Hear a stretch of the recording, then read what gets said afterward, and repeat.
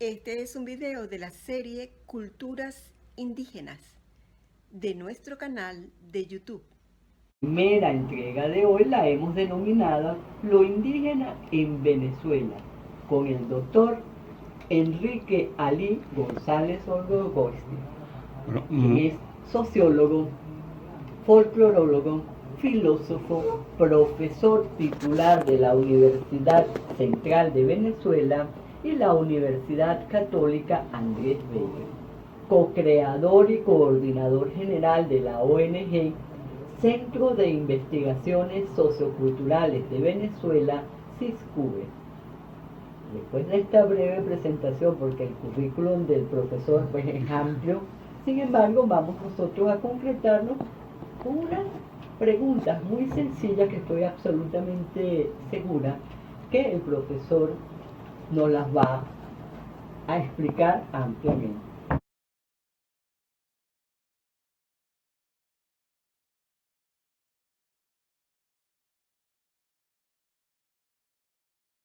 Bueno, en principio muy buenos días, muchísimas gracias por esta invitación nuevamente, Alicia, y además con todas las buenas noticias de que este año vamos a coincidir en un proyecto conjunto, lo cual nos llena a nosotros de bastante alegría y regocijo. Esa pregunta inicial es muy importante porque es la pregunta que puede llevarnos a nosotros a ubicar correctamente cuál es el tema, cuál es la condición de las etnias de las cuales vamos a conversar.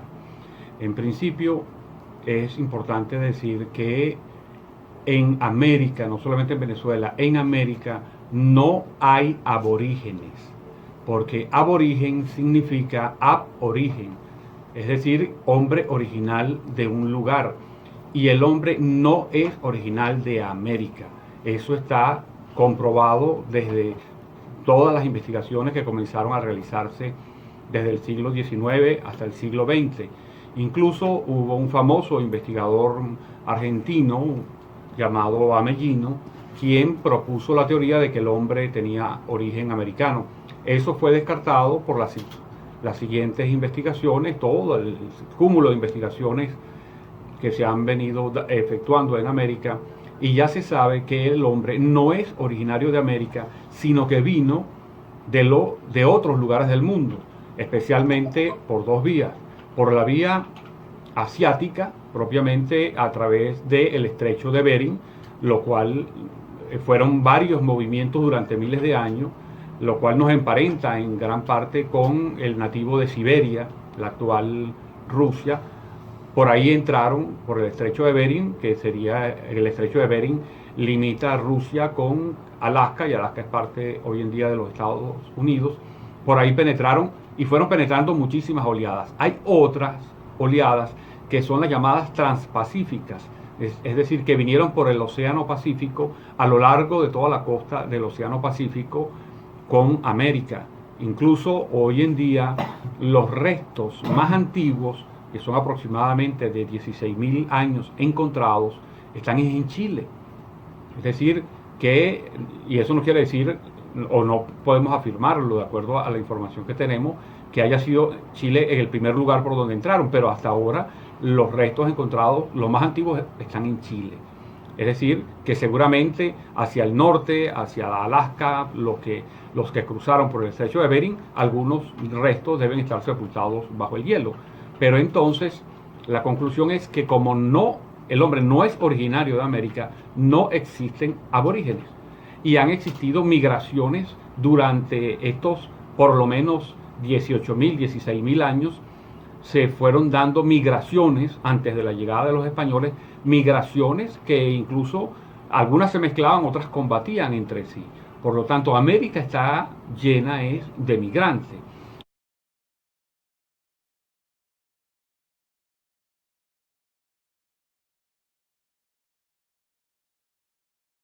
Entonces, ¿cómo llamar a los que estaban aquí antes de la llegada de Colón? A los seres humanos, a los grupos humanos que estaban en Venezuela y en América antes de la llegada de los españoles, antes de la llegada de Colón.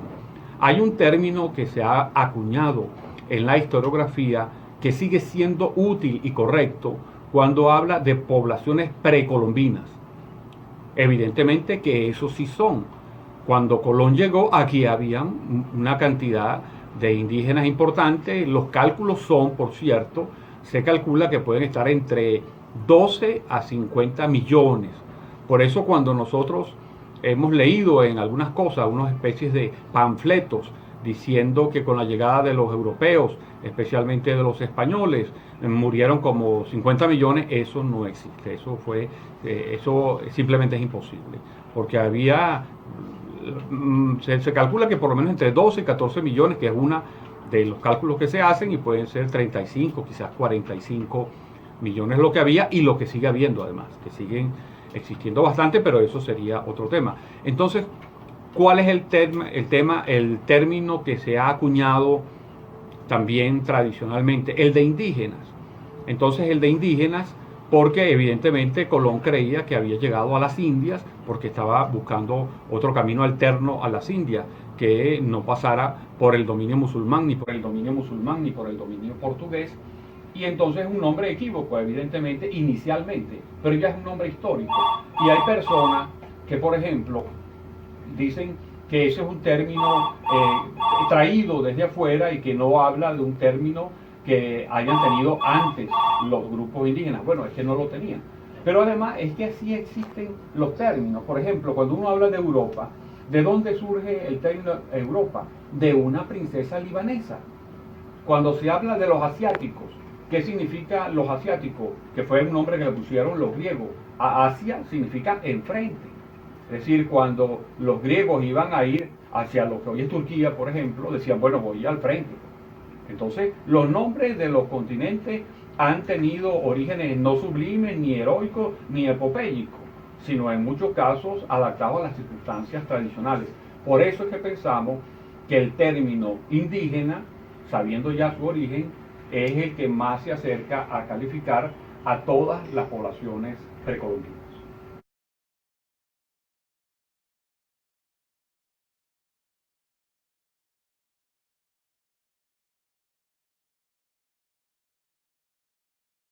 Oye, excelente, Enrique, nos has dado un cambio radical en todo lo que hemos estudiado hasta el momento y nos interesa muchísimo que nuestros radioescuchas estén pendientes con respecto a estos términos. Ya sabemos que aborigen no cabe. Lo más correcto es que pudiéramos estar hablando es de indígenas bajo ese criterio que tú nos has mencionado. Exactamente. Incluso creo que en eso, por ejemplo, el sínodo de la Amazonia, o de la Amazonía, como lo nombran los otros países que no son en Venezuela, porque en Venezuela se dice Amazonia, pero en Perú se dice Amazonía.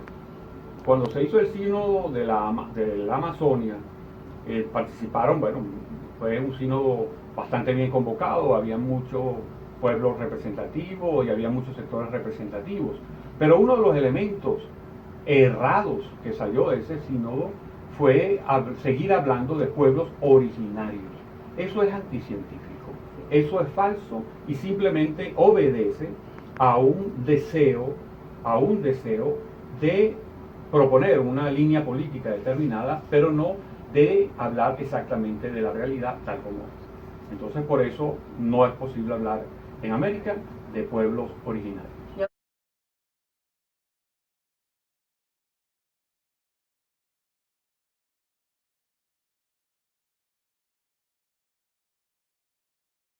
Ahora, hablando y para seguir la misma dinámica de nuestro programa en cuanto a las secciones, ¿podría señalarnos un personaje que represente esa palabra indígena? Bueno, en Venezuela hay muchas personas de evidente ascendencia indígena aún hoy en día, porque y aquí podemos entrar en una revisión de lo que ha sido la historiografía y la manera como nos han vendido el hecho de los indígenas. Hay una ideología, cuando decimos ideología, decimos falsa conciencia. Decimos exactamente lo contrario a una visión científica, que comenzó a surgir en el siglo XIX a partir de la finalización de la guerra de secesión que terminó separando a Venezuela de España en la guerra entre 1810 y 1822, incluso un poco más llegando hasta la batalla naval del lago de Maracaibo.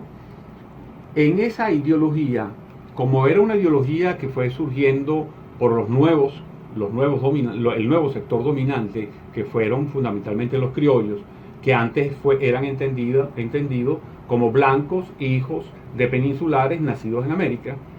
Como la guerra fue tan dura, fue tan dolorosa, porque fue una guerra civil desastrosa, se creó la necesidad por parte de este grupo de diferenciarse y de abjurar de toda la influencia española.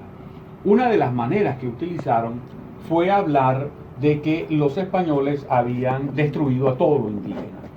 Eso tenía dos propósitos centrales. El primer propósito era, por supuesto, una campaña muy fuerte en contra de toda la influencia española. Pero la otra era más perversa, porque, ¿qué decía? Si los españoles mataron a todos los indígenas, entonces no existen los indígenas. Y si no existen los indígenas, no existen las leyes que había dictado la corona española a favor de los indígenas, entre otras las leyes de las tierras comunales, de las tierras colectivas. Y entonces nosotros vamos a observar cómo el Marqués del Toro, que era uno de los grandes que impulsaba la separación de España, va a establecer un juicio en contra de los indígenas de Charallave para apropiarse de sus tierras, simplemente diciendo no existen. Si no existen los indígenas en Charallave, no existen tierras comunales, por lo tanto estas tierras son públicas y pueden ser vendidas al mejor postor. Incluso, para que veamos una consecuencia, es apenas en la década de los 70 o de los 80 del siglo XX, cuando termina una denuncia que habían realizado en contra del Estado los indígenas del actual Maturín, estamos hablando del siglo XX, precisamente para defender sus tierras comunales. Entonces, con esa ideología de tratar de, por una parte, incrementar la leyenda negra contra España, diciendo que habían acabado con los indígenas, y luego que si habían acabado no existían, entonces se fue creando una especie de adormecimiento u ocultamiento de la influencia indígena. Eso hizo que muchos indígenas fuesen ocultando su nombre, fuesen ocultando su ascendencia.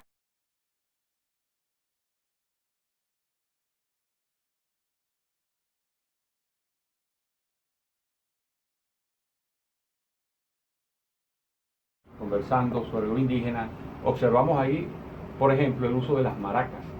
Y esto es importante porque las maracas fueron encontradas por los españoles, por los europeos, aquí fabricadas y utilizadas por los indígenas.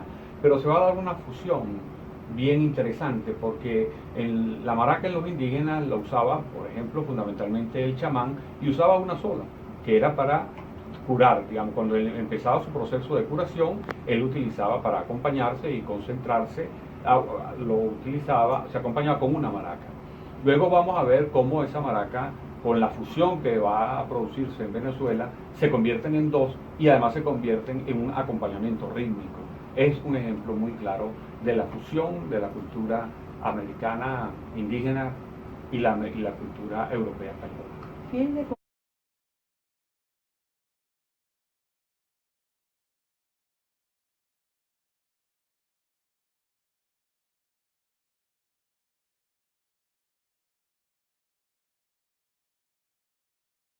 Como de esta manera sencilla pero a la vez muy profunda vamos nosotros adentrándonos en el tema. Y ahora en nuestra sección de ¿qué leemos? Enrique, nos gustaría si tú puedes por favor indicarnos cómo se desarrolla este tema en la página de CISCUVE. Sí, bueno, CISCUVE es el Centro de Investigaciones Socioculturales de Venezuela, que es una ONG, una asociación civil, creada en 1991, es decir, el año que viene cumplimos 30 años de creados. Se dice fácil, pero no lo es. No lo es, porque ya es bastante. Y durante todo ese tiempo hemos venido realizando investigaciones sobre temas fundamentales como líneas de investigación como etnia, pensamiento latinoamericano, religión, culturas populares y especialmente también culturas urbanas. Esas investigaciones que las hemos compartido con las prácticas de los miembros de SISCUBE, en un tiempo estuvo la profesora doctora Carmen Gina Itián, que en paz descanse. Luego han estado otros profesores. En la actualidad contamos con la profesora Moray Batimizay Pozo como coordinadora de investigación de SISCUBE. En mi caso soy el coordinador general. Y a partir del 2011 creamos la página de SISCUBE, que el año que viene también cumple 10 años. Ahí hemos venido montando todos los materiales que hemos venido produciendo. Ya tenemos 806 documentos de primera mano, porque son investigaciones, en algunos casos directamente de investigaciones de campo, en otros casos hemos recogido fotos etnográficas, por ejemplo. Ya tenemos 202 álbumes de fotos etnográficas, fundamentalmente de fiestas y de hechos religiosos en Venezuela, que abarcan desde la década de los 60 hasta la actualidad, porque hemos también venido recopilando. Y dentro de esa entrada, por ejemplo, los invitamos a nuestra página, que es www.siscube.org. Cuando entran en la página van a encontrar 5 entradas, digamos 5 ventanas. Hay una ventana que es la ventana de que dice etnia. Entran por esa ventana y cuando la abren van a encontrar etnias indígenas, etnias criollas, etnias afroamericanas negras y etnias biculturales binacionales. Si le dan clic a etnias indígenas, entonces van a aparecer alrededor de 35 o 40 trabajos que hemos venido montando sobre el proceso indígena en Venezuela, con algunos ejemplos de América Latina. Específicamente para el punto que estamos tratando hoy. Bueno, cada día entran a SISCUBE con ese título, Lo indígena nuestro de cada día, y van a encontrar un ensayo que les va a motivar muchísimo, porque en ese ensayo decimos los 10 estados, un número bastante importante. Todo esto basado en algunas investigaciones. Primero, los datos de los municipios son tomados de lo que fue el censo de 1990, con la organización que había para ese momento, y la vinculación con lo indígena. Hemos tomado gran parte de la obra del famoso antropólogo venezolano Adolfo Salazar Quijada, quien hizo un trabajo muy dedicado para ver la toponimia, ver sus orígenes indígenas, sus orígenes latinos. Cuando se come casabe en Venezuela, ahí están las respuestas en ese artículo.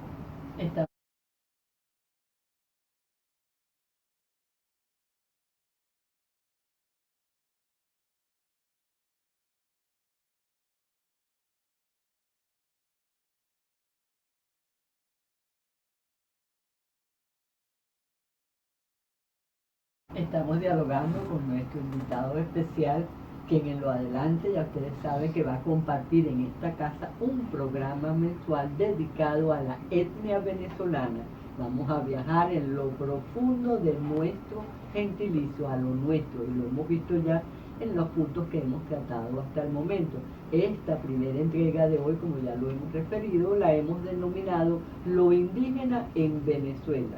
Y estamos hablando con el doctor Enrique Alí González Ordogosti, quien es sociólogo, es folclorólogo, es filósofo, profesor titular de la Universidad Central de Venezuela y de la Universidad Católica Andrés Bello, quien es a su vez también co-creador y coordinador general de la ONG Centro de Investigaciones Socioculturales de Venezuela, SISCUBE. Y en esta parte final vamos a acercarnos a esa esencia tradicional del ser indígena, o más propiamente a lo indígena en Venezuela. Todo esto dentro de nuestra sección de misceláneos culturales. ¿Qué es eso de lo indígena en Venezuela? Con ese término o con esa frase nos queremos referir a que en Venezuela no podría ser explicada completamente si no tomamos en cuenta los elementos indígenas, tanto en la historia antes de 1498, porque a partir de 1498 es que comienza a existir lo que hoy llamamos Venezuela, y se va a ir dando lentamente la fusión entre lo indígena, lo hispánico y lo africano. Bueno, lo indígena no solamente es vital para explicar lo que había antes aquí de 1498, sino que también lo indígena sigue siendo vital para explicar lo que ha sucedido durante estos 500 años, incluso para explicarnos hoy mismo lo que nosotros somos. Es un elemento fundamental. Por eso es que hablamos lo indígena nuestro de cada día, es decir, cómo hoy nosotros estamos rodeados de herencias indígenas y lo que pasa es que por no saber de dónde viene, no la destacamos.